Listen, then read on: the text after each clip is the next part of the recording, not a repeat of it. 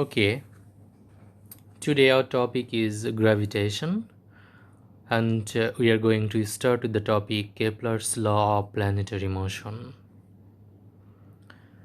একজন পোল্যান্ডের সায়েন্টিস্ট, সবাই হয়তো নাম শুনেছ, নিকোলাস কোপার্নিকাস, যার জন্ম হয়েছিল 1473 এবং মারা গিয়েছিলেন 1543-এ, অনেক অনেক বছর আগের কথা।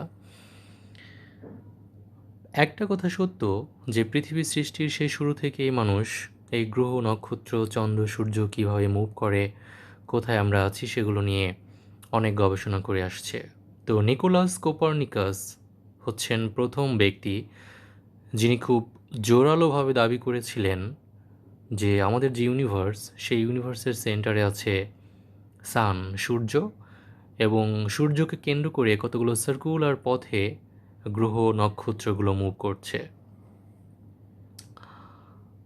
এই কথাটি তিনি অত্যন্ত জোরালোভাবে, এবং তার এই কথার খুব ইনফ্লুয়েন্স ছিল, অনেক বিরোধিতা হয়েছিল, তারপরেও তিনি সত্য কথাটা বলেছিলেন।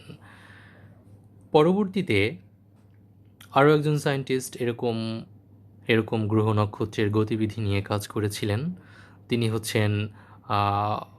উনি হচ্ছে ড্যানিশ অ্যাস্ট্রোনমার টাইকো ব্রাহি। ওকে, টাইকো ব্রাহি তিনি কিভাবে কাজ করেছিলেন এই ব্যাপারগুলো নিয়ে কিছুটা মতভেদ আছে। অনেকেই বলে যে তিনি যে ডেটাগুলো দিয়েছিলেন গ্রহ বা প্ল্যানেটের মুভমেন্ট নিয়ে, সেই ডেটাগুলোর পেছনে ছিল খুব খুব স্ট্রং বা খুব ভালো মানের টেলিস্কোপ। আবার এরকমও বলা হয়ে থাকে যে তিনি কোনো রকম টেলিস্কোপের সহযোগিতা ছাড়াই ক্যালকুলেশনের মাধ্যমে এই ডাটাগুলো দিয়েছিলেন। যাই হোক, পরবর্তীকালে টাইকো ব্রাহি তার স্টুডেন্ট ছিলেন জোহানেস কেপলার, যেই Kepler's law of planetary motion নিয়ে আমরা আলোচনা করতে যাচ্ছি। সেই Johannes Kepler was student of Tycho Brahe. তিনি তার যে গুরু, অর্থাৎ টাইকো ব্রাহির যে ছাত্র জোহানেস কেপলার, সেই জোহানেস কেপলার তার গুরু টাইকো ব্রাহির দেয়া কিছু ফর্মুলা অথবা ডেটা, যাই বলি না কেন, এগুলোকে সাথে করে তিনি ক্যালকুলেশন শুরু করলেন। তিনি আরও বেশি গবেষণা শুরু করলেন। তিনি দেখতে চাইলেন মূলত গ্রহ অথবা প্ল্যানেট অথবা স্টার অথবা সান, আমরা যেগুলোকে পৃথিবী থেকে দেখি, সেগুলো আসলে কীভাবে মুভ করছে, সেগুলো মুভমেন্টের পেছনে কোনো ল আছে কি না, তাদের নিয়ে কোনো ম্যাথমেটিক্যাল আন্ডারস্ট্যান্ডিংয়ে আমরা পৌঁছতে পারি কি না, এরকম অসংখ্য চিন্তাভাবনা নিয়ে উনি 3টা ল দিলেন প্ল্যানেটারি মোশনের ওপর। যে প্ল্যানেটগুলো যেগুলো আছে সেগুলো যে পথে মুভ করে, সেই পথ, সেই সময়, এবং কতটুকু এরিয়া কাভার করে, কিভাবে কাভার করে, এরকম বিভিন্ন বিষয় নিয়ে তিনি 3টা ল দিলেন। সো আমাদের আজকের উদ্দেশ্য হচ্ছে কেপলারের সেই 3টা ল নিয়ে আলোচনা করা, এবং তারপরে হচ্ছে আমরা নিউটনস ল অফ গ্র্যাভিটেশন নিয়ে আলোচনা করব। তারপরে আমরা দেখব যে কেপলারের লর সাথে নিউটনের ল কীভাবে কানেক্টেড। সো আমরা শুরু করতে যাচ্ছি কেপলার্স ফার্স্ট ল। এই ফার্স্ট লটাকে আমরা এরকম বলে থাকি the law of elliptical orbit. The law of elliptical orbit, যেটা তিনি 1609-এ দিয়েছিলেন বলে জানা যায়। ওকে, ফার্স্ট লটা হচ্ছে এরকম যে কেপলার সর্বপ্রথম বললেন, যেরকম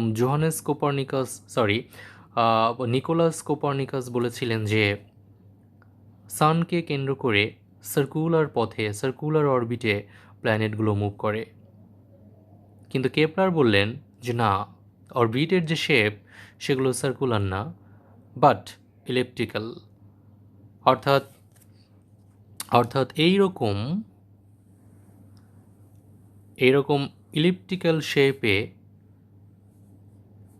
প্ল্যানেটগুলো মুভ করে।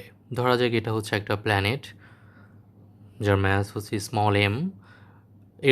এরকম ইলিপ্টিক্যাল পথে প্ল্যানেটগুলো মুভ করবে। কন্ডিশন হচ্ছে, আমরা জানি যে কোনো একটা ইলিপসের দুটো ফোকাল পয়েন্ট থাকে, focal point 1, focal point 2। Condition হচ্ছে সান যে কোনো একটা ফোকাল পয়েন্টে থাকবে। আমি কনসিডার করে নিলাম যে এই ফোকাল পয়েন্টে সান আছে, সান যার ম্যাস হচ্ছে ক্যাপিটাল এম। সো কেপলার বললেন যে the path of a planet is an elliptical orbit with the sun at one of its foci or foci, দু নামেই অনেকেই ডেকে থাকে। সো এটা হচ্ছে ফোকাল পয়েন্ট 1, এটা হচ্ছে ফোকাল পয়েন্ট 2, প্লুরালে আমরা ফোসাই বলে থাকি, ফোসাই, FOCI, ফোসাই। তো ফার্স্ট লটা হচ্ছে the path of a planet is an elliptical orbit, is an elliptical orbit with the sun at one of its foci, right? So sorry, condition হচ্ছে সানকে অবশ্যই কোনো একটা ফোকাল পয়েন্টে থাকতে হবে।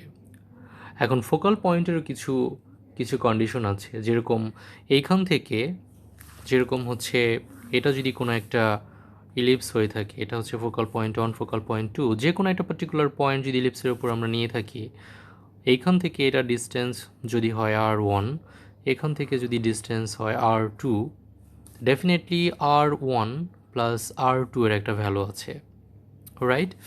আবার যদি এখানে কোনো একটা পয়েন্ট আমি নেই, তাহলে এখান থেকে এইখানে যদি হয় R1, এখান থেকে এটা যদি হয় R2, তাহলে R1 প্লাস R2 এর একটা ভ্যালু আছে। এরকম যে কোনো জায়গায় আমি যদি কোনো একটা পার্টিকুলার পয়েন্ট নেই, ইলিপসের উপর যে কোনো পার্টিকুলার পয়েন্টের জন্যই R1 plus R2 is equal to হচ্ছে কনস্ট্যান্ট, এই ভ্যালুটা সবসময় ফিক্সড। এটা হচ্ছে ইলিপসের একটা কন্ডিশন। এবং এই ফোকাল পয়েন্ট এবং এই ফোকাল পয়েন্ট এটা যদি পরস্পরের কাছাকাছি আসতে থাকে, একটা সময় এসে একটার সাথে আরেকটা যদি কোইন্সিডেন্ট হয়, তার মানে হচ্ছে আমি আর ইলিপসে থাকবো না, আমি কোথায় যাবো? একটা সার্কেলের দিকে যাব। So the focal point, if the focal point are getting closer to each other and if they collide, we get a circle. So circle is nothing but a special type of ellipse, right? So এরকম ellipse থেকে আমি এরকম একটা circle পেতে পারি, এরকম circle পেতে পারি। কিভাবে? যদি এই ফোকাল পয়েন্ট দুটো পরস্পরের খুব কাছে আসতে থাকে, একটা সময় এরকম সেন্টারে চলে আসবে, তার মানে হচ্ছে ইলিপসের যে semi major and semi minor Axis থাকে, বা মেজর বা মাইনর, মেজর অ্যাক্সিসগুলো থাকে, তাদের করেসপন্ডিং সেমি মাইনর অ্যাক্সিসের ভ্যালুগুলো সেম হয়ে যাবে, রাইট? সো এ ধরনের ইলিপসের জন্য আমি আরও কিছু জিনিস জানি। ফর এক্সাম্পল এক্সেন্ট্রিসিটি, অর্থাৎ একটা ইলিপস কতটা চ্যাপ্টা, তার যে মেজারমেন্ট, সেটাকে আমরা এক্সেন্ট্রিসিটি নাম দিয়ে থাকি। এবং অবশ্যই এক্সেন্ট্রিসিটি সবসময় 0-র থেকে বড় অ্যান্ড 1-এর থেকে ছোট। যাই হোক, এগুলো আমাদের টপিক না, কথা প্রসঙ্গে বলে ফেললাম। সো কেপলার বললেন যে কোনো একটা ফোকাল পয়েন্টে সান থাকবে, তাহলে অন্য ফোকাল পয়েন্ট কী হবে? অন্য ফোকাল পয়েন্টটা ভয়েড স্পেস, ফাঁকা জায়গা থাকবে, রাইট? এটা হচ্ছে মূলত Kepler's law of planetary motion অথবা the law of elliptical orbit. অর্থাৎ তিনি বললেন যে ইলিপসের মতো অরবিটে যে প্ল্যানেটগুলো আছে, সেই প্ল্যানেটগুলো মুভ করতে থাকবে। এইটা হচ্ছে খুবই খুবই সহজ। এই ক্ষেত্রে আমরা কোনো রকম ম্যাথমেটিক্স ইউজ করছি না। সেকেন্ড ল, কেপলারের যে সেকেন্ড ল, এটা একটি ইম্পর্ট্যান্ট ল। সেকেন্ড লটা ইজ ভেরি ইম্পর্ট্যান্ট। আমি পেজ চেঞ্জ করি। সেকেন্ড ল,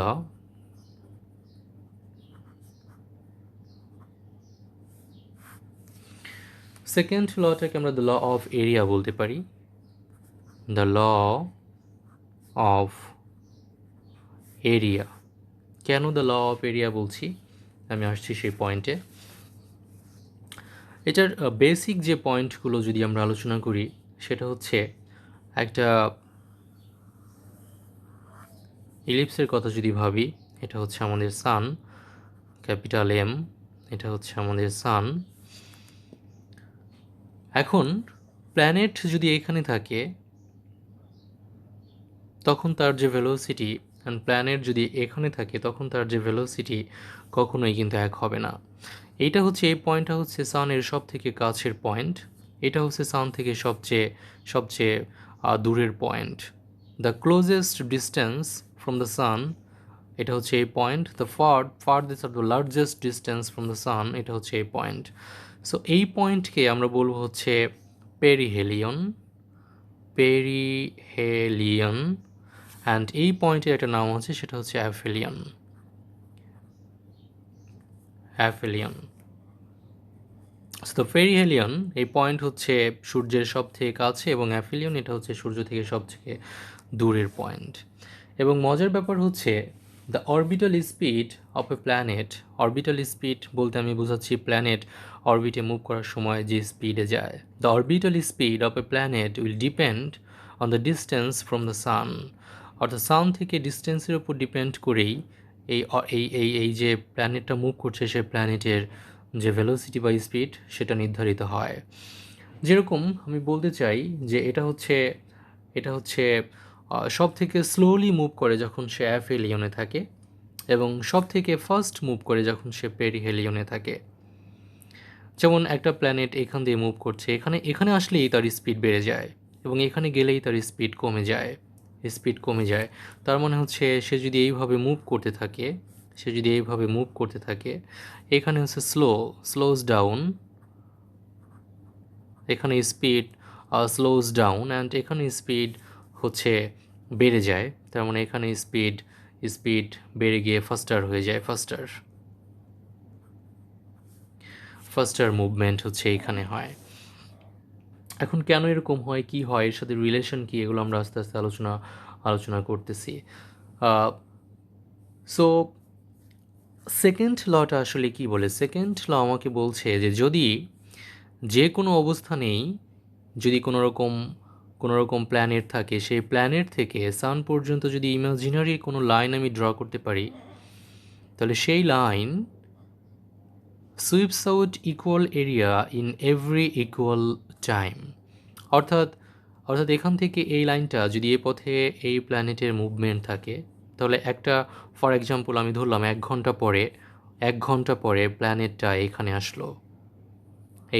আসলো, তাহলে সে কতটুকু এরিয়া কভার করলো? সে এইটুকু এরিয়া কিন্তু কভার করলো। পরবর্তী 1 ঘন্টায়, প্রশ্ন হচ্ছে পরবর্তী 1 ঘন্টায় সে কতটুকু এরিয়া কভার করবে?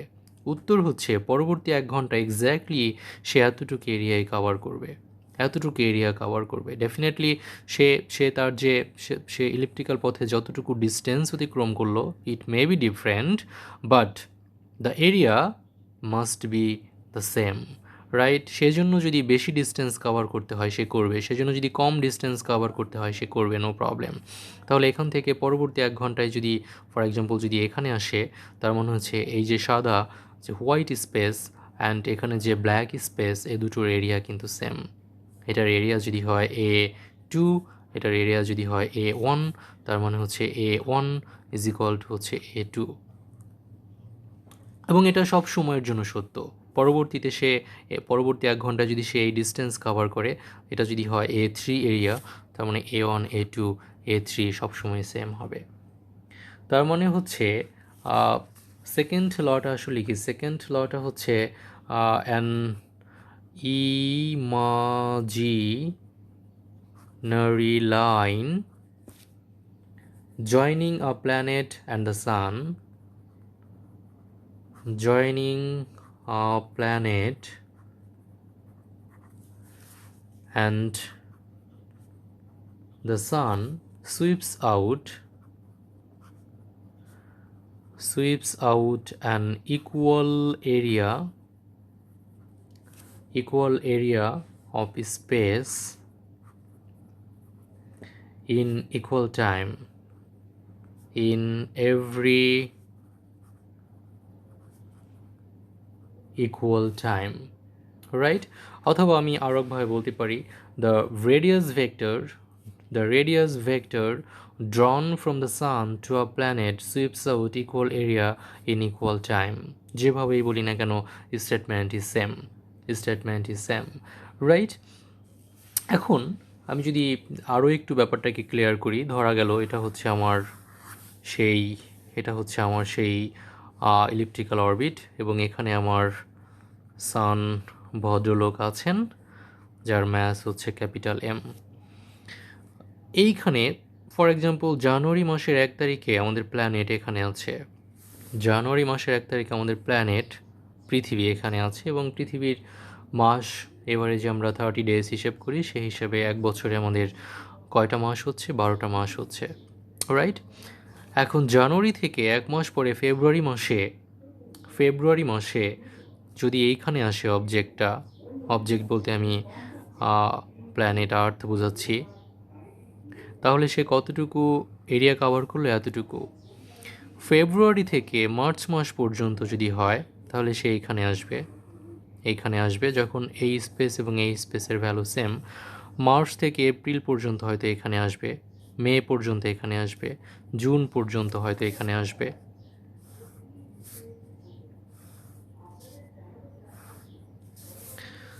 এরপরে হয়তো আবার এটা হচ্ছে আমার জানুয়ারি, এটা হচ্ছে আমার ফেব্রুয়ারি, মার্চ, এটা হচ্ছে এপ্রিল, মে, জুন, ধরলাম এটা হচ্ছে আমাদের জুলাই, এটা হচ্ছে আমাদের অগাস্ট, সেপ্টেম্বর, অক্টোবর, নভেম্বর, আবার এখানে হচ্ছে ডিসেম্বর। সো আমি যদি অল্টারনেটিভলি একটা করে ব্ল্যাক করে দেই,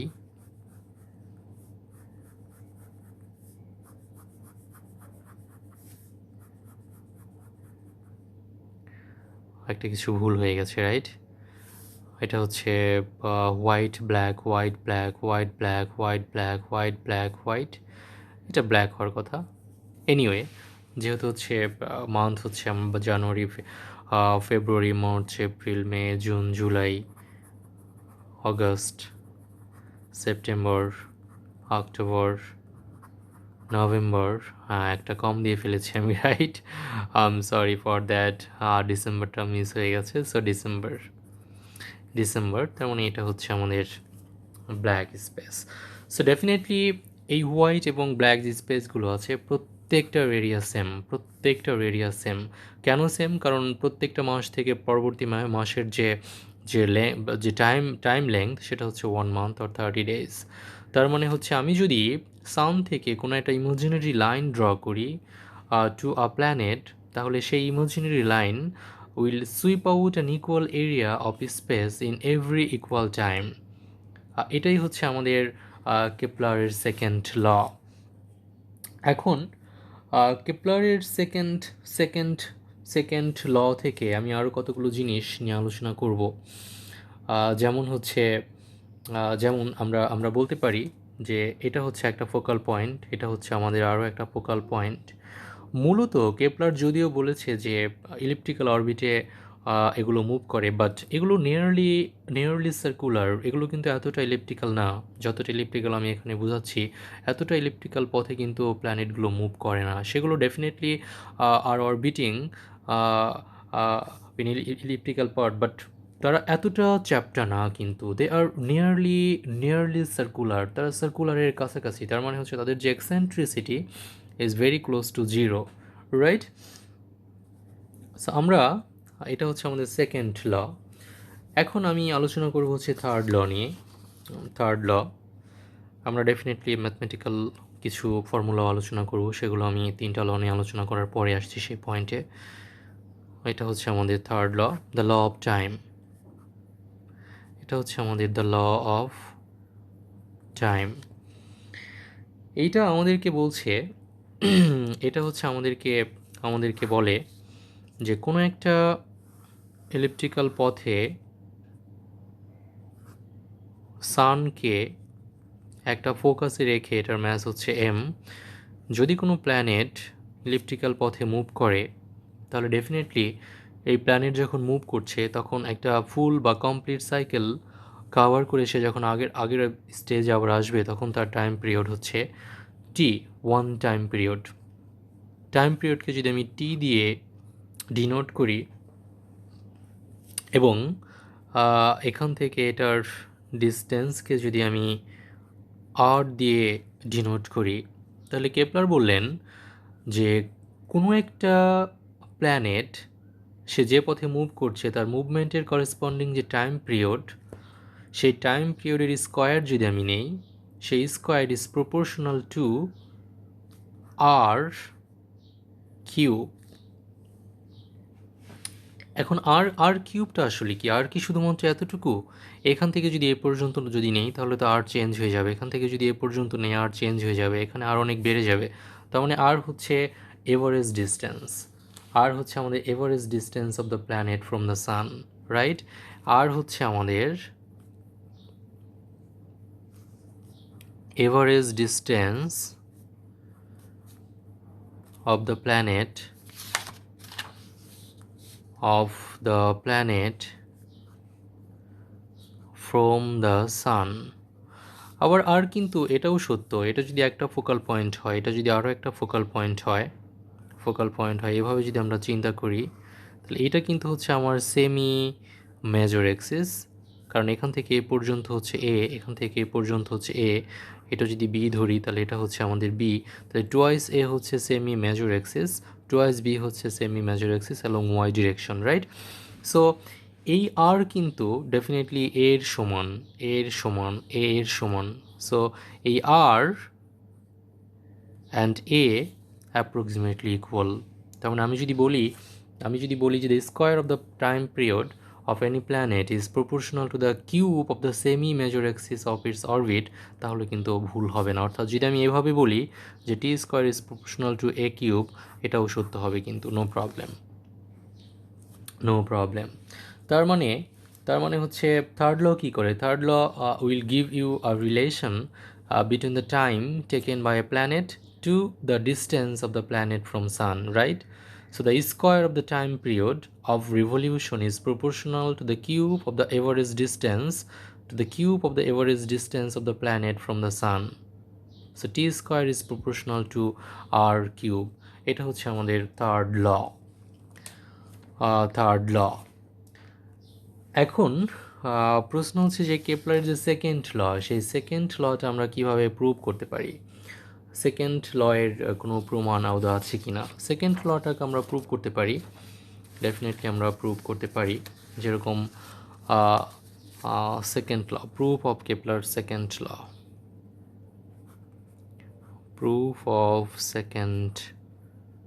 ল,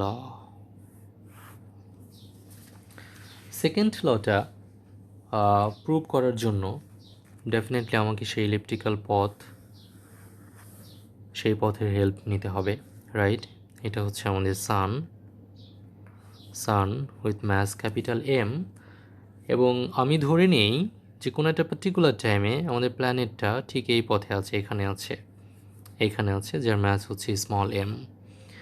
তাহলে ডেফিনেটলি যদি এখানে একটা রেডিয়াস ভেক্টর ড্র করি এবং এখানে যদি আমি একটা অ্যাক্সিসের মতো করে দিয়ে নেই, তাহলে এটা হচ্ছে আমাদের অ্যাঙ্গেল থিটা, রাইট? এটা হচ্ছে আমাদের অ্যাঙ্গেল থিটা। এখন কতগুলো ব্যাপার আছে, সেটা কি? সেটা হচ্ছে যে যখন এই পথে প্ল্যানেটটা মুভ করে তখন ডেফিনেটলি এই পয়েন্ট থেকে আমি একটা ট্যানজেন্ট ড্র করে আমি বলতে পারি এটা হচ্ছে এটার ভেলোসিটি, অথবা হচ্ছে লিনিয়ার মোমেন্টাম পি, যেটা হচ্ছে আমার এম টাইমস ভি।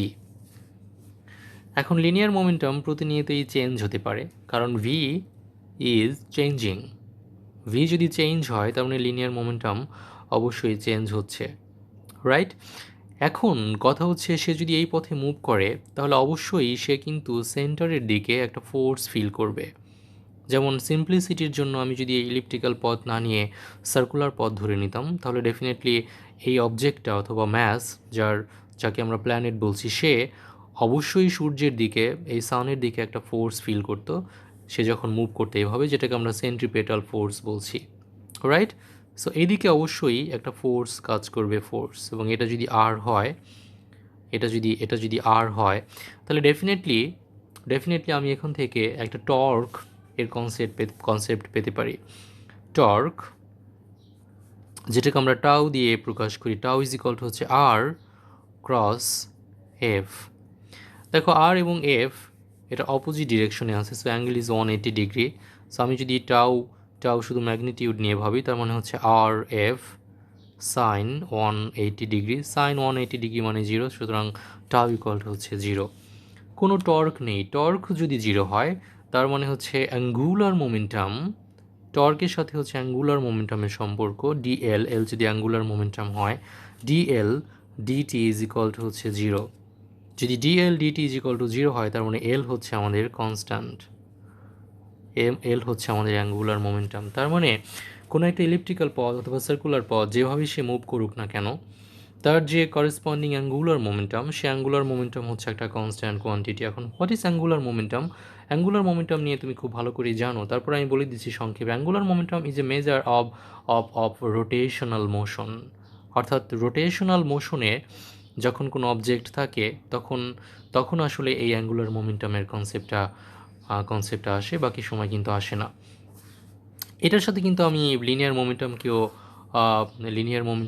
মোমেন্টাম কিন্তু আমি কানেক্ট করতে পারি। যেমন যদি force F is equal to 0 হয়, তার মানে হচ্ছে DP DT is equal to 0। Force is nothing but the rate of change of linear momentum, right?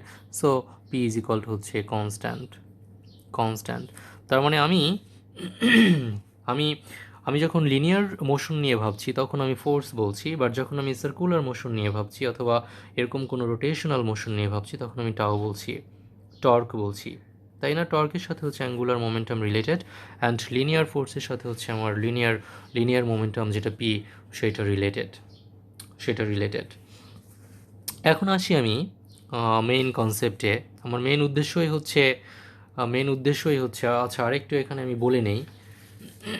এই যে এখানে যে সেকেন্ড লটা আমরা দেখলাম, যে সেকেন্ড লটা হচ্ছে কি, the area sweeps out an equal area of speech in every equal time, তাই না? তার মানে হচ্ছে প্রত্যেকটা সময়ে যে কোনো এরিয়াকে যদি আমি এ দিয়ে প্রকাশ করি, ছোট্ট এরিয়ার যদি ছোট্ট অঙ্কটা একটা ইনফিনিটিসিমালি স্মল এরিয়া নেই, তাহলে ডি এ ডিটি, অর্থাৎ area is changing with time t. Area is changing with time t, এটাকে আমরা বলবো হচ্ছে এরিয়াল ভেলোসিটি। Areal velocity. তার মানে সেকেন্ড লটাকে আমি আরও একভাবে বলতে পারি যে the areal velocity is a constant quantity. যখন কোনো প্ল্যানেট ইলিপ্টিক্যাল পথে মুভ করছে সানকে কোনো একটা ফোকাসে রেখে, তখন সেই সেই মোশনের যে এরিয়া, সেই এরিয়া যে সময়ের সাথে চেঞ্জ হচ্ছে, that is the areal velocity. Areal velocity must be a constant quantity. এটা হচ্ছে আমার সেকেন্ড লয়ের আরও একটা নতুন স্টেটমেন্ট, রাইট? এখন আমি আসি এখানে, আমি ধরলাম কোনো একটা পার্টিকুলার সময়ে সে এখানে আছে, কোনো একটা পার্টিকুলার টাইম পর সে যদি এইখানে আসে, অবজেক্টটা যদি এইখানে আসে, তাহলে সে, ফর এক্সাম্পল এটা হচ্ছে ডি থিটা, এই পরিমাণ যে অ্যাঙ্গুলার পজিশন চেঞ্জ করে সে এ থেকে বি পজিশন এসছে, এবং এটা করতে তার সময় লেগেছে হচ্ছে ডিটি পরিমাণ সময় তার লেগেছে। এখন তাহলে আমাকে বলো যে এইটুকু অংশ কি? এইটুকু অংশ হচ্ছে, যদি এটা হয় আর, তাহলে ডেফিনেটলি ডিটি সময় পরে কিন্তু এই অংশটা এবং এই অংশটার ভ্যালুটা মোটামুটি প্রায় একই রকম হবে। সো এইটা হবে হচ্ছে আমার আর D theta. So R D theta. তাহলে সে কতটুকু এরিয়া কভার করলো? আমি কি বললাম? D A be the area sweeping out by the planet in the time interval D T. So the area dA can be written as dA is equal to হচ্ছে half, এটা হচ্ছে একরকম ট্রায়াঙ্গেলের মতো, half Times base মানে হচ্ছে আর D theta into হচ্ছে height, যেটাকে আমরা এখন আর বলবো। সো হাফ আর স্কোয়ার ডি থিটা। এখন dA is changing with time t, so dt দিয়ে যদি আমি ডিভাইড করি, so dA dt is equal to half r square d theta dt. d theta হচ্ছে আমার angular displacement, so the rate of change of angular displacement is simply angular velocity, right? angular velocity, so half r square omega হচ্ছে আমার angular velocity. so dA dt is equal to হচ্ছে half আর square omega. এটা হচ্ছে আমার Arial ভেলোসিটির যে expression. এখন Arial velocity যদি constant হতে হয়, তার মানে dA dt is equal to half R square omega, এটাকে কনস্ট্যান্ট হতে হবে, রাইট? এটাকে কিন্তু কনস্ট্যান্ট, এটাকে অবশ্যই কনস্ট্যান্ট হতে হবে। এখন প্রশ্ন হচ্ছে এটা কনস্ট্যান্ট কি না। ওকে, আমরা একটু দেখি যে এটা কনস্ট্যান্ট কি না। এখন এটা কনস্ট্যান্ট কি না এটা দেখার জন্য আমাকে যেতে হবে হচ্ছে অ্যাঙ্গুলার মোমেন্টাম, যেখান থেকে আমি আলোচনা করলাম আসলে সেই অ্যাঙ্গুলার মোমেন্টামের কনসেপ্টে। যেমন অ্যাঙ্গুলার মোমেন্টাম, এটাকে যদি আমি এল দিয়ে প্রকাশ করি, এল ইজ ইকুয়াল টু হচ্ছে আর ক্রস লিনিয়ার মোমেন্টাম, রাইট? এই যে এখানে যে লিনিয়ার মোমেন্টামটা আমি দেখিয়েছিলাম পি, আর এর সাথে যদি এটার ক্রস প্রোডাক্ট নেই তাহলে আমি পাবো হচ্ছে অ্যাঙ্গুলার মোমেন্টাম আর ক্রস পি, রাইট? তার মানে হচ্ছে আর এল শুধুমাত্র ম্যাগনিটিউড নিয়ে যদি ভাবি, আর পি সাইন ডেফিনেটলি এখানে 90 degree, so R times P, P মানে হচ্ছে M V, right? So R times M V is equal to হচ্ছে ওমেগা আর। সো এটা হচ্ছে লিনিয়ার ভেলোসিটি, এটা হচ্ছে অ্যাঙ্গুলার, এটা লিনিয়ার ভেলোসিটি, এটা হচ্ছে আমার অ্যাঙ্গুলার ভেলোসিটি। সো ভি এর সাথে ওমেগার সম্পর্ক হচ্ছে v is equal to omega r. তার মানে হচ্ছে এম আর স্কোয়ার ওমেগা, এটা হচ্ছে আমার এল এর ভ্যালু, রাইট? তার মানে আমি এখান থেকে লিখতে পারি যে r square omega is equal to L over m. So এই r square omega is equal to L by m, যদি আমি এখানে ইনপুট দিয়ে দিই হাফ আর স্কোয়ার ওমেগা মানে L divided by M. So D A DT is basically L by twice M. এখন definitely L হচ্ছে একটা কনস্ট্যান্ট কোয়ান্টিটি। একটু আগে আমরা প্রমাণ করলাম যে এল হচ্ছে অ্যাঙ্গুলার মোমেন্টাম এল হচ্ছে একটা কনস্ট্যান্ট কোয়ান্টিটি। যদি এল কনস্ট্যান্ট কোয়ান্টিটি হয় তাহলে L by twice M definitely constant quantity. তার মানে ডি এ ডিটি হচ্ছে constant, areal velocity is a constant quantity, so is equal to constant. তার মানে হচ্ছে the area sweeping out per unit time is a constant quantity. So this is the proof of the second law. এটা হচ্ছে second ল এর যে proof, সেই proof, right? এখন আরও একটা জিনিস এখান থেকে আমরা আলোচনা করতে পারি, সেটা হচ্ছে আমরা এটা প্রমাণ করার সময় ধরে নিয়েছি যে অ্যাঙ্গুলার যে মোমেন্টাম সেটা হচ্ছে অ্যাঙ্গুলার মোমেন্টাম হচ্ছে কনস্ট্যান্ট। ডেফিনেটলি অ্যাঙ্গুলার মোমেন্টামকে কিন্তু কনস্ট্যান্ট হতেই হবে। অ্যাঙ্গুলার মোমেন্টাম যদি কনস্ট্যান্ট না হয় তাহলে সেটা এই ইলিপ্টিক্যাল পথে সে মুভ করতে পারবে না। যদি এক একটা পয়েন্টে অ্যাঙ্গুলার মোমেন্টাম এক এক রকম হয় তাহলে সে এরকম রোটেশনে থাকতেই পারবে না, এটা এক্সিস্টই করবে না, রাইট? তার মানে আমি যেটা বলছিলাম যে যে এরকম এই পেরিহেলিয়ন এই পয়েন্টে আসলে তার ভেলোসিটি সবচেয়ে বাড়ে, এখানে ভেলোসিটি সবচেয়ে কমে। এখন যদি একই রকম ভেলোসিটি থাকতো, এখানে যদি ভেলোসিটি না বাড়াতো তাহলে সেই মুভমেন্টে এই পথে সে থাকতেই পারতো না। তার মানে তাকে অ্যাঙ্গুলার মোমেন্টামকে কনস্ট্যান্ট করার জন্যই মূলত কোথাও ভেলোসিটি বাড়াতে হচ্ছে, কোথাও ভেলোসিটি কমাতে হচ্ছে, না হলে কিন্তু সে মুভ করতে পারতো না, রাইট? এখন আমি আরও পারি যে Kepler second law is totally equivalent to the law of conservation of angular momentum. Okay, law of conservation of angular momentum, এটা কিন্তু আমরা প্রমাণ করতে পারি। সো এখন যে জিনিসটা আমি করব সেটা হচ্ছে এই জিনিসটাই আমি এখন প্রমাণ করে দেখাবো। ওকে, এখন হচ্ছে আমরা যেটা দেখাবো সেটা হচ্ছে Kepler second law is totally equivalent to the law of conservation of angular momentum. Okay, তার মানে হচ্ছে second law is totally equivalent to the law of conservation of angular momentum, যেখানে অ্যাঙ্গুলার মোমেন্টাম হচ্ছে যে measure of rotational motion, right? এটা আর আগের যে প্রুফটা second লয়ের যে প্রুফ, এটা মূলত একই প্রুফ, রাইট? একই প্রুফ। কারণ হচ্ছে আমি ওখানে যেটা করেছি অ্যাঙ্গুলার মোমেন্টামকে কনস্ট্যান্ট ধরে আমি প্রমাণ করেছি যে এরিয়াল ভেলোসিটি কনস্ট্যান্ট। এখানে যেটা করব উল্টোটা, এরিয়াল ভেলোসিটিকে কনস্ট্যান্ট ধরে প্রমাণ করব অ্যাঙ্গুলার মোমেন্টাম হচ্ছে কনস্ট্যান্ট। মূলত দুটো একই প্রমাণ। এরকম যদি ইলিপ্টিক্যাল পথ আমি একটা নেই, এটা হচ্ছে আমার ক্যাপিটাল এম সান, কোনো একটা পার্টিকুলার টাইমে, সেখান থেকে আর হচ্ছে আমার রেডিয়াস ভেক্টর, এখানে যদি ট্যানজেন্ট ড্র করি এটা হচ্ছে আমার linear momentum P, P is equal to হচ্ছে ডেফিনেটলি এম ভি। তার মানে এখান থেকে আমি অ্যাঙ্গুলার মোমেন্টাম ক্যালকুলেট করতে পারি। Angular momentum L is equal to হচ্ছে আর ক্রস পি। যদি আমি ম্যাগনিটিউড নিয়ে ভাবি, এল ইজ ইকুয়াল টু হচ্ছে r p sine of 90 degree, মানে হচ্ছে আর পি মানে r times M v. R times M V is equal to হচ্ছে ওমেগা আর। So m m r square omega, এটা হচ্ছে আমার অ্যাঙ্গুলার যে মোমেন্টাম, সে অ্যাঙ্গুলার মোমেন্টামের ভ্যালু। এখন আমি জানি যে যদি কোনো একটা পার্টিকুলার টাইম ডিটি সময় পরে সে এখানে আসে, এটা যদি ডি থিটা হয়, তাহলে এটা হচ্ছে আমার আর ডি থিটা। যদি ডিটি সময় ঘটনাটা ঘটে, তার মানে হচ্ছে area sweeping out during the time interval dt is d A is equal to half times r D theta times হচ্ছে আর। এটা আমরা অলরেডি একটু আগেই জেনেছি, r square d theta. R d A DT is equal to হচ্ছে half R square d theta dt is equal to half R square omega. So D A DT is equal to half R square omega. এটা একটা constant value, right? এটা একটা constant value. এখন এই constant ভ্যালুটা আমি কোথায় ইনপুট দিব? আমি হচ্ছে এইখানে যদি ইকুয়েশন অন বলি, এটাকে এখানে আমি নিয়ে যাই, এটাকে আমি এখানে নিয়ে যাই। যদি এখানে নিয়ে যাই তাহলে কি হচ্ছে আমার এল ইজ ইকুয়াল টু হচ্ছে m times r square omega. তার মানে হচ্ছে এখান থেকে যদি আমি পাই r square omega is equal to কত? 2 টাইমস ডি এ ডিটি।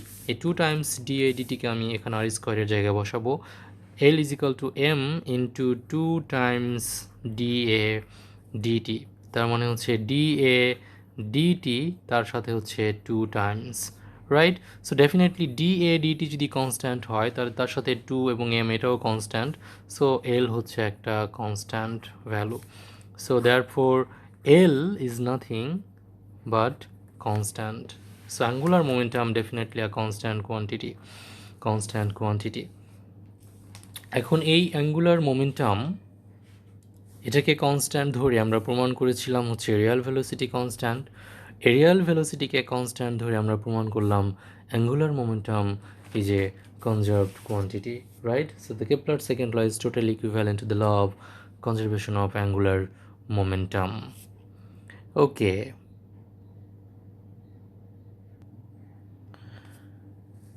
আমরা এখন যে টপিকটি নিয়ে আলোচনা করব সেটা হচ্ছে নিউটনস ল অফ গ্র্যাভিটেশন। আমরা কেপলার্স লটা মোটামুটি দেখেছি, সামনে আমাদের কেপলার্স অনেক কিছু বাকি আছে। বাট এখন এখন এখন আমাদের এই কেপলার্স লটাকে আরও ভালোভাবে বোঝার জন্যই নিউটনস ল অফ গ্র্যাভিটেশন পড়তে হবে। So Newton's law of gravitation. Newton's law of গ্র্যাভিটেশনটা তুমি সেই ছোট বয়স থেকেই কিন্তু আমরা এর সাথে মূলত একটু হলো পরিচিত, রাইট? নিউটন তার বয়স যখন 23 ইয়ার্স, তখন 1665 অর্থাৎ 1665 সাল, যখন তার বয়স 23 ইয়ার্স, সেই বয়সেই কিন্তু তিনি Newton made a basic contribution to physics. যখন তিনি দেখান যে চাঁদ তার অরবিটে মুভ করার সময় চাঁদ এবং পৃথিবীর মধ্যে যে ফোর্স কাজ করে, সেই একই ফোর্সের কারণে উপর থেকে কোনো কিছু নিচে পড়ে। অর্থাৎ নিউটনের সাথে সেই আপেলের গল্পটা চমৎকার। যদি এভাবে বলি যে ফোর্সের জন্য একটা আপেল পৃথিবীর পৃষ্ঠে পড়ছে, সে একই ফোর্সের জন্য চাঁদ তার অরবিটে আটকে আছে।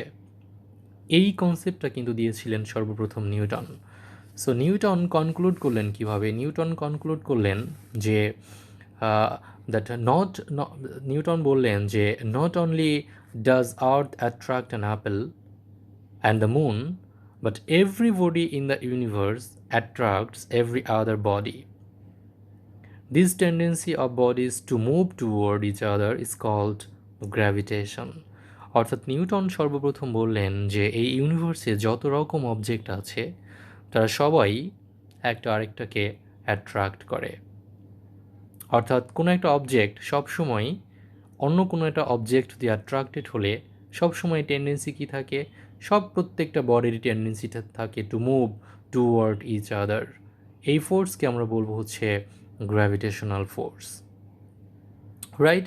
সো নিউটন নিউটন নিউটন প্রথম যে তার যে গ্র্যাভিটেশন থিওরি, সেটা সেটা যে স্টেটমেন্টটা দিলেন, সেই স্টেটমেন্টটা হচ্ছে এরকম মোটামুটি যে এভরি পার্টিকেল, ধরা গেলে এটা হচ্ছে একটা পার্টিকেল, এটা হচ্ছে আরও একটা পার্টিকেল, এটা একটা পার্টিকেল, এটা একটা পার্টিকেল, এটা একটা পার্টিকেল, এখানে যতগুলো পার্টিকেল আছে, every particle in the universe attracts every other particle with a force.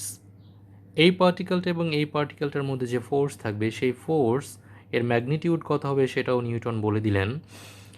Newton বললেন যে এটার ম্যাস যদি হয় m1, এটার ম্যাস যদি হয় m2, এবং তাদের মধ্যে সেপারেশন ডিস্টেন্স যদি হয় r, তাহলেই আমরা কোনো একটা পার্টিকুলার অবজেক্ট অন্য কোনো একটা পার্টিকুলার অবজেক্ট দিয়ে কী পরিমাণ ফোর্সে তারা হচ্ছে বাউন্ডেড স্টেটে আছে, সেই ফোর্সের ভ্যালু আমরা বের করতে পারবো। সো সেই ফোর্সটা হচ্ছে directly proportional to the product of their masses, অর্থাৎ force F is directly proportional to the product of their masses m1 times m2 and inversely proportional to the square of the distance between them, and F is inversely proportional to the square of the distance between them, right? এবং Newton আরও বললেন যে force আমরা F পেয়েছি, সেই ফোর্সের direction হবে along the line joining the particle. So definitely এই লাইন বরাবর হচ্ছে ফোর্সের direction. Force is a vector quantity, it has to has direction, right? So নিউটনের যে স্টেটমেন্ট, গ্র্যাভিটেশন লর যে স্টেটমেন্ট, সেটা হচ্ছে এরকম যে every particle in the universe attracts every other particles with a force which is directly proportional to the product of their masses and inversely proportional to the square of the distance between them, and the direction of the force is along the line joining the two particles, right? So এই দুটোকে যদি আমি simply একভাবে লিখি, so definitely এই সব কিছু তুমি খুব ছোট সময় থেকে পড়ে আসছো, কিন্তু আজকে আমরা একটু নতুনভাবেই কোনো কিছু পড়ার চেষ্টা করে দেখি। যেমন ডিরেকশনটা আমি জানি না তুমি ডিরেকশনটা বুঝো কি না, আজকে আমি ডিরেকশনটা তোমাকে ক্লিয়ার করার চেষ্টা করব। ওকে, সো এখান থেকে যদি আমি লিখি যে F is proportional to m1 m2 divided by r square, and F is equal to g gravitational constant m1 m2 divided by r squared. এটা হচ্ছে সেই চিরচেনা ইকুয়েশন, যে ইকুয়েশনটা আমরা সবাই জানি, রাইট? এখন জি হচ্ছে গ্র্যাভিটেশনাল ইউনিভার্সাল গ্র্যাভিটেশনাল কনস্ট্যান্ট, এবং মাঝে মাঝে এটাকে আমরা অ্যাস্ট্রোনমিক্যাল ইউনিট অফ ফোর্সও বলে থাকি। This is also called the astronomical unit of force, এবং এটার একটা ভ্যালু আছে। জি এর যে ভ্যালুটা সবাই আমরা জানি যে জি এর যে ভ্যালুটা, এটাকে সবচেয়ে পারফেক্টলি বের করেছিলেন সায়েন্টিস্ট হিল, 1930 সালে বের করেছিলেন, যার মান ছিল হচ্ছে 6.669 times 10⁻⁻11 newton metre square per KG square, right? So এটাকে ডিফাইন করব কিভাবে? এটাকে যদি ডিফাইন করি, এটাকে তুমি যদি ডিফাইন করতে চাও, তাহলে তোমাকে m1 m2 এর ভ্যালু ইউনিট নাও, আর এর ভ্যালু ইউনিট নাও, তাহলে কি তুমি পাবে? যদি F m1 is equal to m2 is equal to 1 kg হয়, যদি r is equal to 1 metre হয়, তাহলে কি পাওয়া যাচ্ছে? তাহলে দেখো f is equal to হচ্ছে g, তার মানে হচ্ছে g is equal to the force of attraction between two unit masses separated by unit distance, right? Very simple. এখন আমরা আলোচনা করতে চাই একটু ভেক্টর ফর্ম নিয়ে। Vector form, Newton's law of gravitation in vector form. So law of gravitation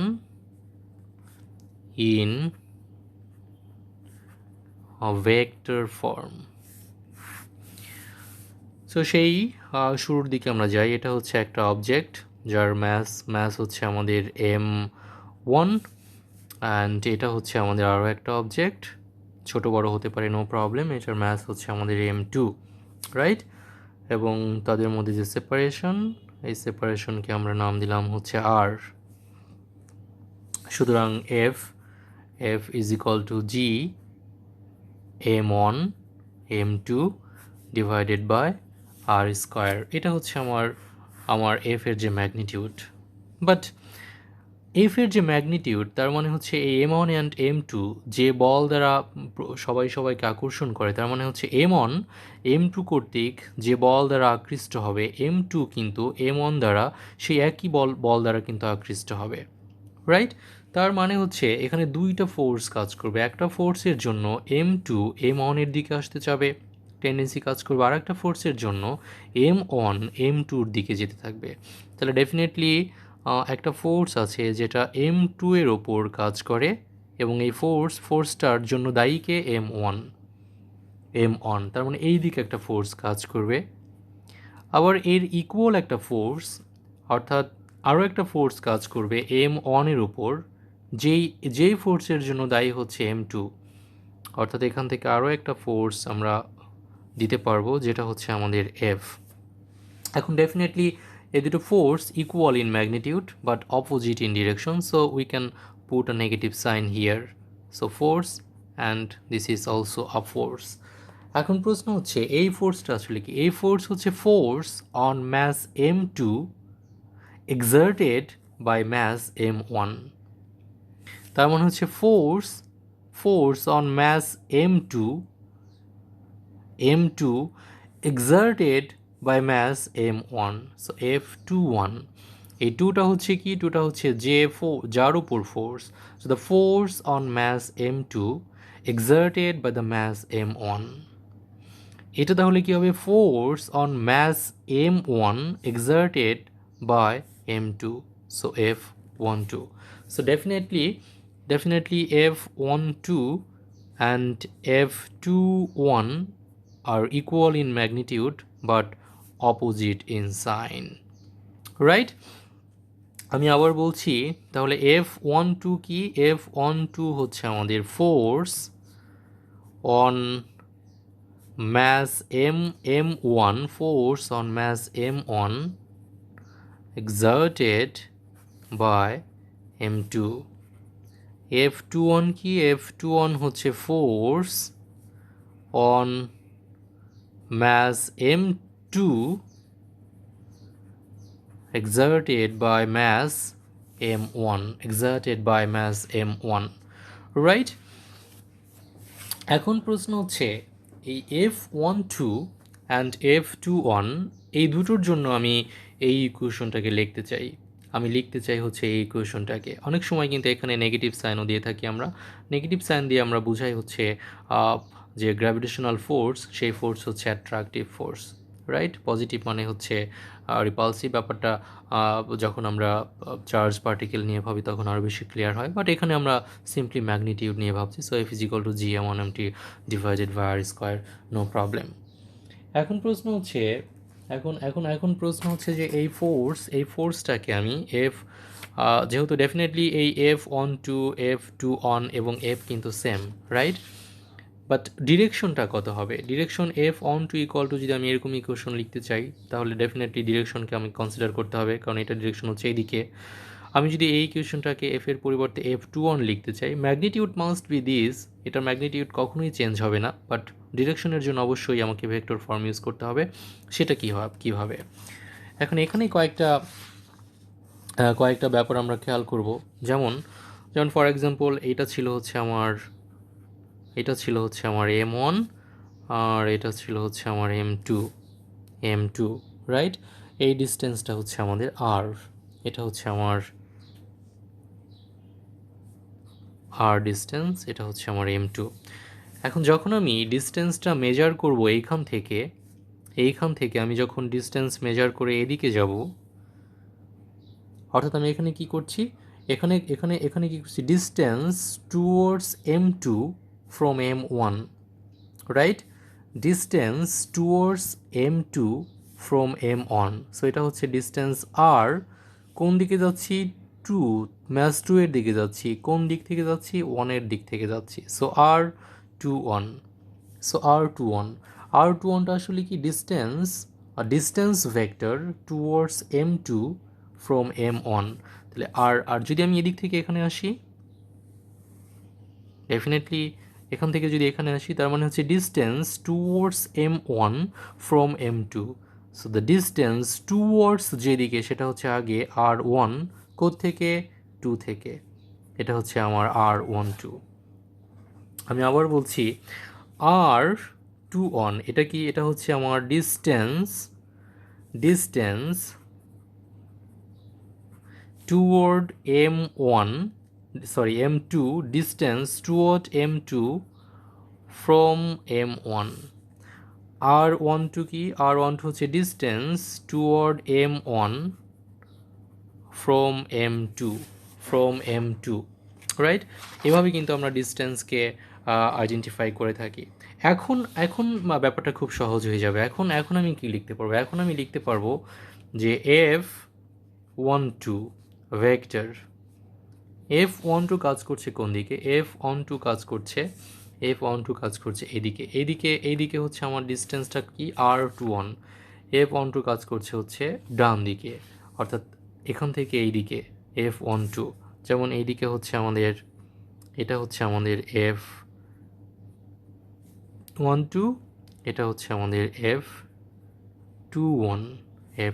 তাহলে F12 is equal two কী হবে, F12 is equal two হবে হচ্ছে M1 M2 ডিভাইডেড বাই আমার আর স্কোয়ার ইন্টু ডিরেকশন কোন দিকে, ডিরেকশন হচ্ছে আমার R21 এর দিকে। সো R21 এর যে ইউনিট ভেক্টর, রাইট, R21 এর যে ইউনিট ভেক্টর। এখন ইউনিট ভেক্টরকে যদি আমি ভেক্টর দিয়ে রিপ্রেজেন্ট করি, ইউনিট ভেক্টরকে we can represent unit vector with vector.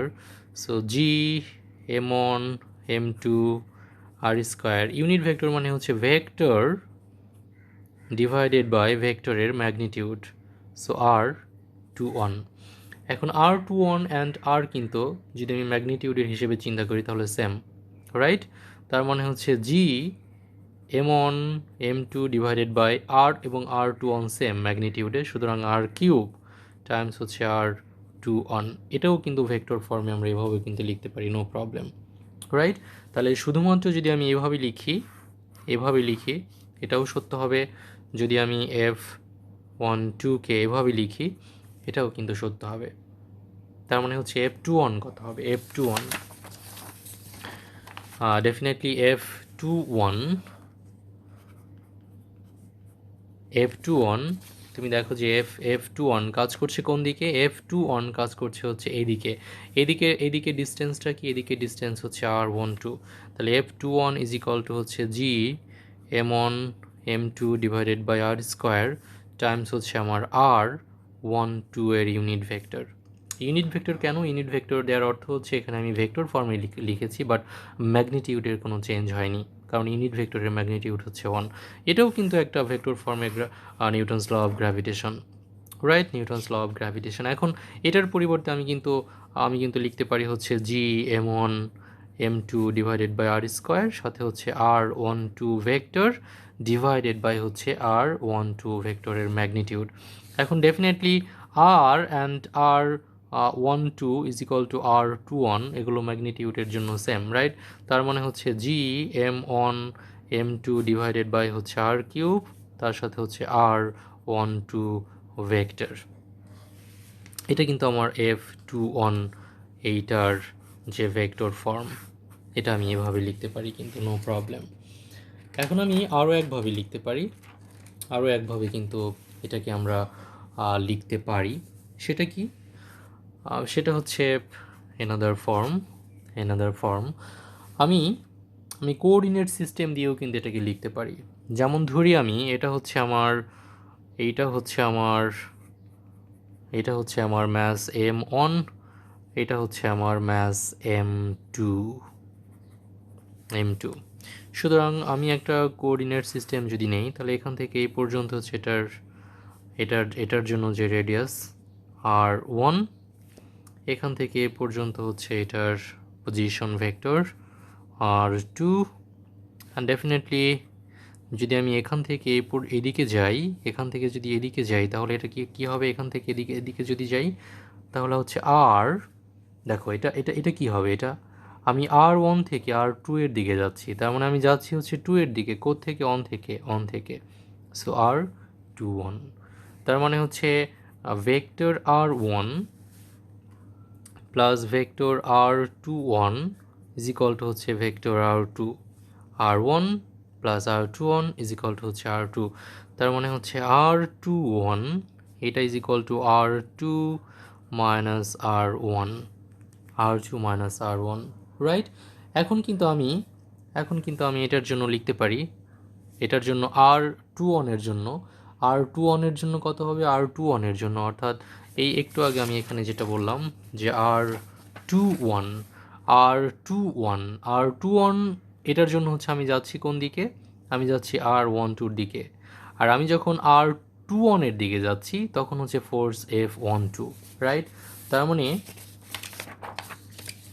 কোথায় গেল এটা, এই পজিশনের জন্য অর্থাৎ যখন আমি যাচ্ছি হচ্ছে 2 এর দিকে, তখন ফোর্স কি হবে F12, রাইট। ফোর্স হবে F12 ইজ ইকুয়াল টু হচ্ছে G m1 m2 divided by r square times আমি কি লিখব, আমি লিখব হচ্ছে r21 এর যে ইউনিট ভেক্টর। এখন r21 এর যে ইউনিট ভেক্টর, এটার জন্য আমি লিখতে পারি G m1 m2 r square, r21 এর যে ইউনিট ভেক্টর সেটা হচ্ছে r21 ভেক্টর ডিভাইডেড বাই এর ম্যাগনিটিউড। r21 ভেক্টর মানেই হচ্ছে r2 minus r1, so r2 minus r1, এবং এটার ম্যাগনিটিউড কত, r2 মাইনাস r1 এর ম্যাগনিটিউড। এখন ডেফিনেটলি r2 মাইনাস r1 এর ম্যাগনিটিউড হচ্ছে r এর সেম, অথবা আর কেও কিন্তু আমি লিখতে পারি যে r2 মাইনাস r1, রাইট। তার মানে হচ্ছে আমি যদি একসাথে লিখলে আমি লিখতে পারবো হচ্ছে ইজ ইকুয়াল টু হচ্ছে G times m1 m2 divided by এই r এবং r এর যে ভ্যালু r2 মাইনাস r1 এর ভ্যালু কিন্তু সেম, কারণ r2 মাইনাস r1 বেসিক্যালি হচ্ছে r21, আর r21 এটাকেই বলি হচ্ছে আমরা r, রাইট। এটাই তো হচ্ছে আমাদের r, রাইট। তার মানে হচ্ছে r2 মাইনাস r1 ভেক্টর ফর্মে, এটার ম্যাগনিটিউড যদি নেই তার মানে কিউব হয়ে যাবে, তার সাথে হচ্ছে আমার r2 minus r1 vector. So এটা হচ্ছে আমার F12 ভেক্টর। Very simple. এভাবে তুমি তোমার বাড়ির কাজ হচ্ছে F21কে করা। F21 is equal to simply কী হবে, একদম সহজ। এখানে তুমি এখান থেকে হচ্ছে এদিকে যাবে, এখান থেকে যদি তুমি এদিকে যাও তখন হচ্ছে r2 প্লাস হচ্ছে r12 ইজ ইকাল টু হচ্ছে r1, রাইট। সেইভাবেই তুমি তোমার হোমওয়ার্ক হচ্ছে F12 তুমি জানো, F21 এর জন্য এটার ভ্যালুটা তুমি বের করবে। সো ডেফিনেটলি ভেক্টর ফর্ম এভাবে আমরা নিউটনস ল অফ গ্র্যাভিটেশনের জন্য যে নিউটনের ল আছে, নিউটনস ল অফ গ্র্যাভিটেশন, সেটাকে আমরা এক্সপ্রেস করে থাকি। এখন আমরা যে জিনিসটা পড়ব সেটা হলো, এখন আমরা যেটা পড়ব সেটা হচ্ছে কেপলারের যে লগুলো আমরা পড়েছি তার যে থার্ড লটা আছে, এই থার্ড লটা কিন্তু নিউটনের ল থেকে প্রমাণ করা যায়। সো এখন আমাদের উদ্দেশ্য হচ্ছে to deduce the Kepler's third law from Newton's law. So Kepler's third law from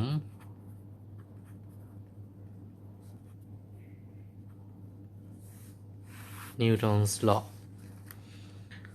নিউটনের যে লটা আছে সেখান থেকে আমরা কেপলারের থার্ড লতে আসতে পারি। কীরকম, আমরা ধরে নেই সিম্পলিসিটির জন্য ধরে নেই, ফর সিম্পলিসিটি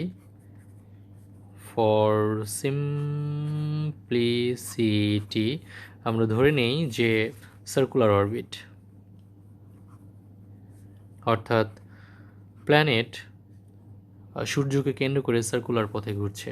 ডেফিনেটলি যে ইলিপ্টিক্যাল পথের কনসেপ্ট দেওয়া হয় সেই ইলিপ্টিক্যাল পথ অবশ্যই ইলিপ্টিক্যাল, বাট ওটা অত বেশি ইলিপ্টিক্যাল না যেটা খুবই খুবই ইলিপ্টিক্যাল, এটা nearly circular.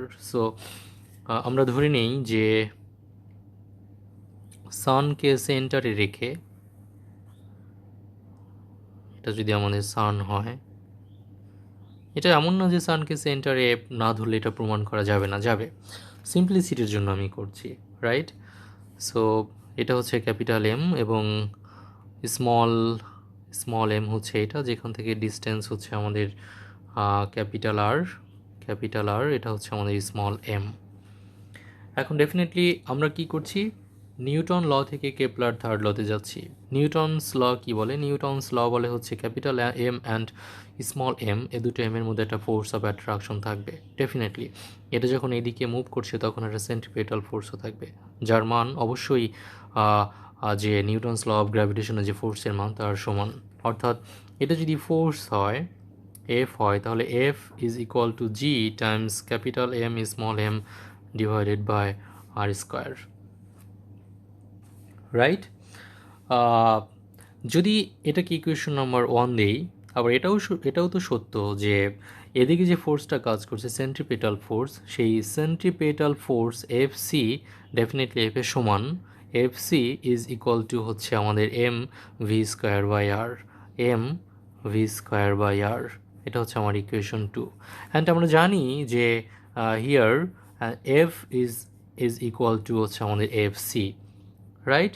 F is equal to হচ্ছে এফ সি যদি হয়, তার মানে হচ্ছে G times M m by R square is equal to হচ্ছে M V square by r. এখন ভি হচ্ছে v m by r, v হচ্ছে আমাদের omega R, so omega r whole square, so m omega square R square divided by r, তার মানে হচ্ছে M omega square আর, এটা হচ্ছে আমাদের কি G times M m divided by R square, এইটার ভ্যালু। এখন প্রশ্ন হচ্ছে ডেফিনেটলি এখানে স্মল আর আমি ইউজ করেছি, আই এম সরি, এটা হবে capital R, capital R, capital R, capital R, capital R, capital R, and এটা আমাদের ক্যাপিটাল আর, রাইট? এখন যেটা আমি করব সেটা হচ্ছে G M m divided by, আমি যদি এম ওমেগা স্কোয়ারকে বামে নিয়ে আসি, m omega square is equal to হচ্ছে আমাদের r cube, right? So small m কাটা G capital M divided by omega হচ্ছে আমার অ্যাঙ্গুলার, এটা ইকুয়াল টু হচ্ছে আমাদের টোয়াইস পাই ডিভাইডেড বাই হচ্ছে আমাদের T whole square is equal to হচ্ছে আমাদের আর কিউব, রাইট? তার মানে হচ্ছে G M by 4 pi square, তার সাথে হচ্ছে T square is equal to হচ্ছে r cube, right? R cube, এখান থেকে আমি লিখতে পারি যে T square is equal to হচ্ছে 4 pi square by G M, তার সাথে হচ্ছে আর কিউব। এখন 4 পাই স্কোয়ার জি এম টোটালটাই হচ্ছে এটা কনস্ট্যান্ট, রাইট? তার মানে হচ্ছে T square is proportional to R cube. অর্থাৎ অর্থাৎ কেপলারের যে থার্ড ল সেটা কি বলে, টাইম পিরিয়ড তার G square is proportional to R cube of the semi major axis r cube of the average distance from the sun, right? So এটাই হচ্ছে আমাদের Kepler second law, second law, Kepler second law. তার মানে নিউটনের যে ল of gravitation সেখান থেকে আমি কেপলারের সেকেন্ড লতে কিন্তু ইজিলি পৌঁছতে পারি। এখন এটা যেরকম সত্য, আবার এটাও সত্য যে নিউটন তার যে ইউনিভার্সাল ল অফ গ্র্যাভিটেশন আছে, কেপলারের ল থেকে কিন্তু এখানে আবার আসা যায়, কেপলারের থার্ড ল থেকে, এই কেপলারের থার্ড ল থেকে কিন্তু নিউটনস ল অফ গ্র্যাভিটেশনে আমরা আসতে পারি। সেটাও সহজ, সেটাও যে খুব বিগ ডিল তা কিন্তু না, আমি জাস্ট একটু তোমাকে বুঝিয়ে দিচ্ছি। সেটা কি, সেটা হচ্ছে Newton's law from Kepler's third law, Newton's law of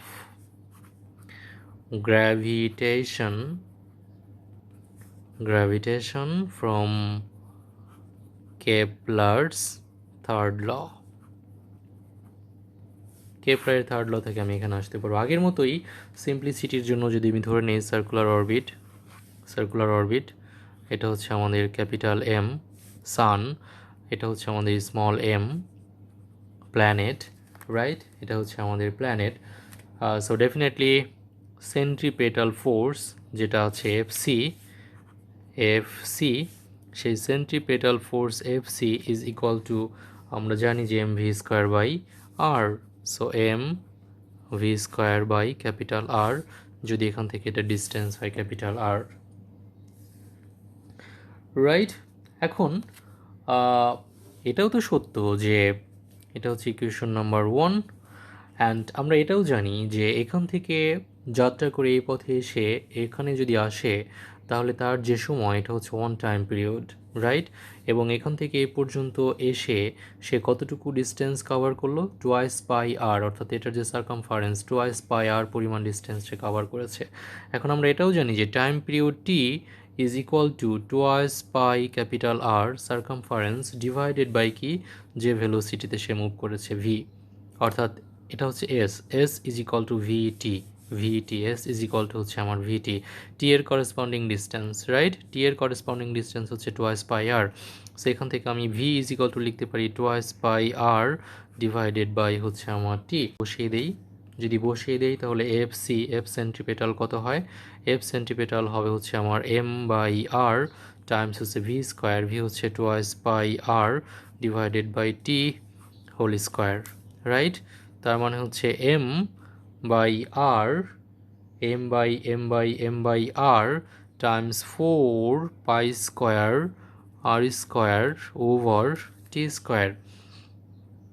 তার মানে হচ্ছে 4 pi square is equal to হচ্ছে 4 পাই স্কোয়ার, তার সাথে হচ্ছে M capital R square divided by হচ্ছে আমার কত, আর টি স্কোয়ার, আমার আর টি স্কোয়ার।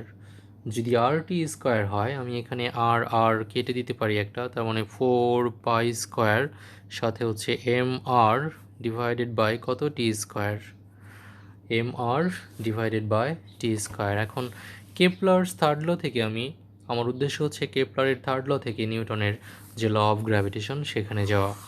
এখন আমি এই ইকুয়েশনে টি স্কোয়ারের ভ্যালুটা বসাবো, রাইট, এটা ইকুয়েশন নাম্বার 2 দিলাম আমি, equation number 2 from Kepler's third law. Kepler's third law এটা কি, এটা হচ্ছে আমার T square is equal to, T square is proportional to r to the power cube, তার মানে হচ্ছে T square is equal to একটা constant k times r cube. এখন কে এর ভ্যালুটা কত সেটা আমরা একটু পরে আসতেছি। সো এখানে স্পষ্টত যে T square is equal to k r cube যদি হয়, এখানে টি স্কোয়ারের পরিবর্তে আমি এই কে আর কিউব বসিয়ে দিতে পারি। সো আমি কি লিখতে পারি, এফসি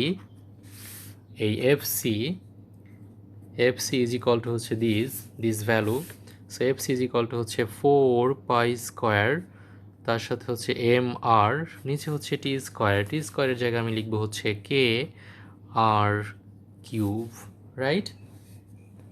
তার মানে হচ্ছে ইজ ইকুয়াল টু হচ্ছে 4 পাই স্কোয়ার, তার সাথে 4 পাই স্কোয়ারের সাথে কি হচ্ছে, 4 পাই স্কোয়ারের সাথে এম আছে এম, আর এই আর এবং আর কিউব কাটাকাটি গেলে হয় কে আর স্কোয়ার, রাইট, কে আর স্কোয়ার, তার মানে 4 পাই স্কোয়ার বাই কে, তার সাথে হচ্ছে M divided by R square. এখন প্রশ্ন হচ্ছে কে এর ভ্যালু কত। একটু আগে আমরা যেটা প্রমাণ করলাম নিউটনের থার্ড ল থেকে কেপলারের লটা যেখানে প্রমাণ করলাম, ওই পেজটা কোথায় গেল, আচ্ছা এখান থেকে স্পষ্টত যে এই যে কনস্ট্যান্ট কে, এই যে constant T square is equal to হচ্ছে 4 pi square Times r cube, এটাই তো কে, কারণ টি স্কোয়ার আমি এখানে কি লিখেছি, T square is equal to k r cube, এখানে T square is proportional to R cube, T square is equal to something r cube, তার মানে কে এর ভ্যালু কত 4 pi square by G M, right? এটাই তো কে এর value, কে এর value হচ্ছে 4 pi square by G M, তার মানে এই যে এখানে যে কে আছে সেই কেটা হচ্ছে 4 pi square by G M. So here K is chosen such that k is equal to কত হলো 4 pi square by G M, 4 pi square by G M, right? এখন এই ভ্যালুটা আমি এখানে বসিয়ে দিচ্ছি। এই ভ্যালুটা যদি আমি বসিয়ে এখানে দেই তাহলে F C is equal to হচ্ছে 4 পাই স্কোয়ার, কে এর ভ্যালুটা হচ্ছে 4 pi square by G M, তার সাথে হচ্ছে এম বাই আর স্কোয়ার। এখন 4 পাই স্কোয়ার কাটা, জি এমটা উপরে চলে যাবে, so G M divided by R square, তার মানে F C is equal to G M over R square. Now point হচ্ছে এফসি কি, এফসি হচ্ছে সেন্ট্রিপেটাল ফোর্স, রাইট? সো এই সেন্ট্রিপেটাল ফোর্স কে দিচ্ছে, কার কারণে সেন্ট্রিপেটাল ফোর্স হচ্ছে? Centripetal force is provided by the gravitational pull or gravitational force, right? Gravitational pull or gravitational force of attraction, এই যে সেন্ট্রিপেটাল ফোর্স, সেজন্য দায়ী কে? সেজন্য দায়ী হচ্ছে গ্র্যাভিটেশনাল পুল, অথবা আমরা বলি gravitational force of attraction on the planet with mass m exerted by the sun with mass capital M, তাই না? সো এটা আমার লিখতে হবে যে the centripetal force FC is provided by the gravitational force of attraction on the planet with mass m exerted by the sun, right? And definitely FC is equal to হচ্ছে FG, gravitational force of attraction, যেটা এটাই তো আসলে হচ্ছে আমাদের যে F, right? তার মানে হচ্ছে আমাদের F is equal to G M over capital R square. এটাই হচ্ছে নিউটনস ল, এটাই হচ্ছে আমাদের নিউটনস ল অফ গ্র্যাভিটেশন। তার মানে হচ্ছে you can deduce the Newton's law of gravitation from Kepler's third law, right? So Kepler's third law can be used to derive the Newton's law of gravitation. এভাবে কিন্তু আমরা Newton's যে লটা দিয়েছিলেন এবং কেপলারের যে লগুলো আছে এটা কিন্তু ইকুইভ্যালেন্ট টু ইচ আদার, আমি ইজিলি একটা থেকে আর একটাতে যেতে পারি। আমার মনে হয় যে আজকে আর আমরা লেকচারটাকে এক্সটেন্ড না করি, পরবর্তী লেকচারে আমরা এর যে কনসিকোয়েন্স বা সিকোয়েন্স সেখান থেকে স্টার্ট করব। So thank you very much, stay home, stay safe, tata.